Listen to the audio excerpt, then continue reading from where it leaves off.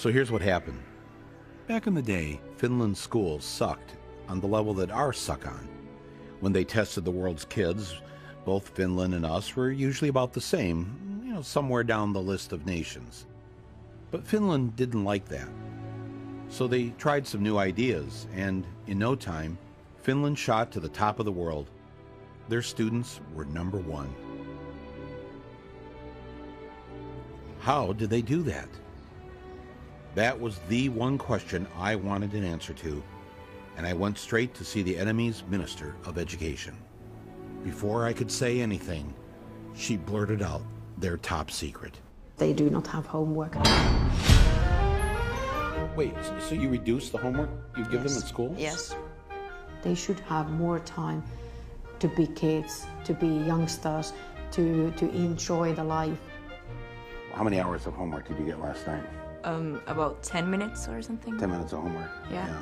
Maybe 15 minutes or 20 minutes. 20 minutes, but not 20 minutes. Yeah. Well, if I would have done the homework, I think it would be like 10 minutes tops. Usually I don't really do homework that much. The whole term homework is kind of obsolete, I think. In that way that... Your homework is obsolete? Yeah. In that way that these kids, they have a lot other things to do after school. Like what? Like being together, like being with a family, like doing sports, like playing music, like reading. So they have no homework. What if all they want to do is climb a tree? They could climb a tree, yeah. They can climb a tree, then they learn how to climb a tree. But they'll end up, while climbing the tree, probably finding out about different insects, and they can come to school next day, tell me about what they found. Compared to the older kids, how many hours a day do the younger ones go to school? Mondays, 3 hours. Tuesdays, 4 hours. It varies. It's 20 hours a week. So they're, oh man. Now, does this 3 or 4 hours at school include the lunch hour? Yes. How are they learning anything? How are you getting anything done? Your brain has to relax every now and then. If you just constantly work, then you stop learning. And there's no use of doing that for a longer period of time. Finland students have the shortest school days and the shortest school years in the entire Western world.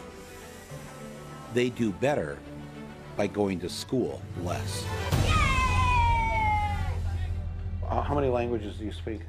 English, yeah. Swedish, Spanish. Finnish and Swedish. Finnish, English and German. French, German. Finnish and English. English, Swedish and French and Spanish.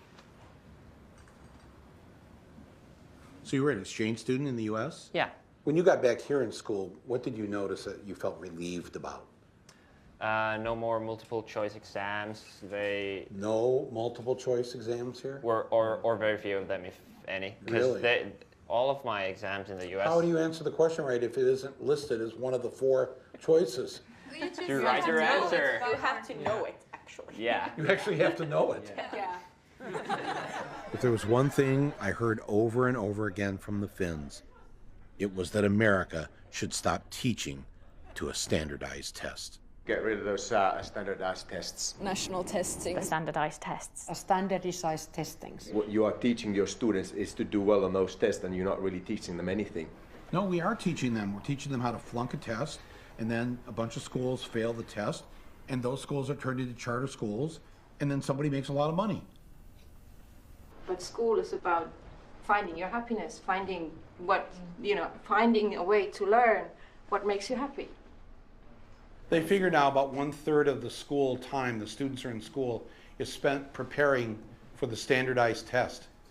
And so they've eliminated a lot of things that aren't on the test. So music is gone, art is gone, poetry is gone. Yeah, in many schools. Civics isn't even on the test. So now schools are dropping civics. Yes. Civics, American civics. Okay. Unbelievable. We got rid of poetry. Really? Yeah. Why? It's a waste of time. When are they ever going to learn? When are they ever going to speak as poets when they're adults? How does that help them get a job?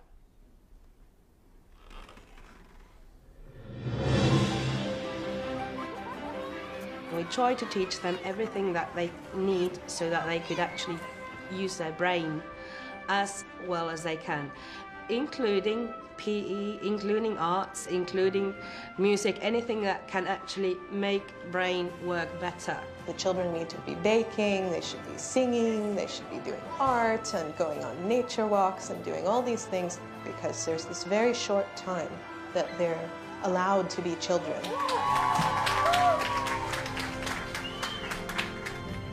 If you don't have standardized tests here in Finland, how do you know which schools are the best? And you know, people need a list. The neighborhood school is the best school. It is not different than the school which can be, for example, situated in the town center, because all the schools in Finland, they are all equal.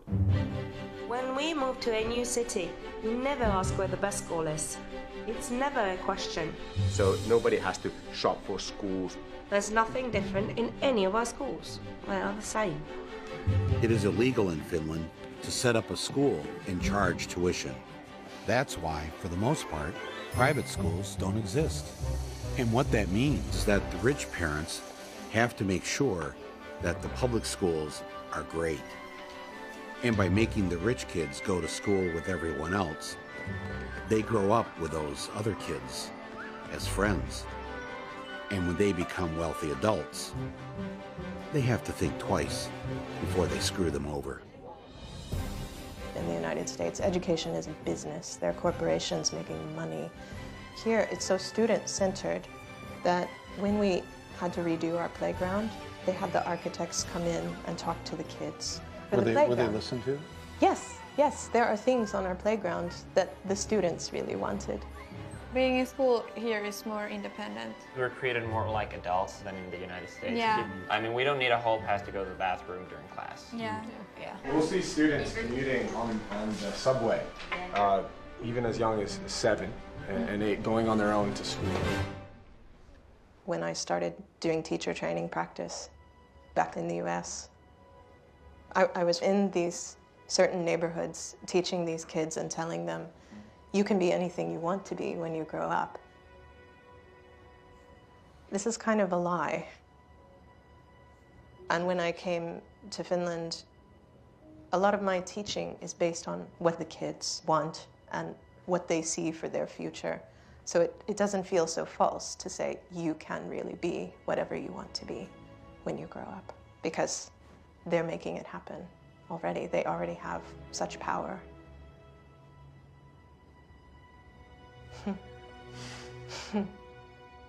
That's upsetting to think about that, that our kids don't have that. That's really beautiful. It's not that we have figured out something that nobody else has done in education. That's wrong. Many of these things that have made Finland perform well in education are initially American ideas. We try to teach them to think for themselves and to be critical to what they're learning. We try to teach them to be happy person, to be respect others and respect yourself. You're concerned with their happiness. Oh yeah. What the hell do you teach? I teach math. So the math teacher says the first thing out of your mouth of what you wanted these students to get out of school was to be happy, to have a happy life. Yeah. And you're the math teacher. Yeah. When do they have their time to play and socialize with their friends and grow as human beings?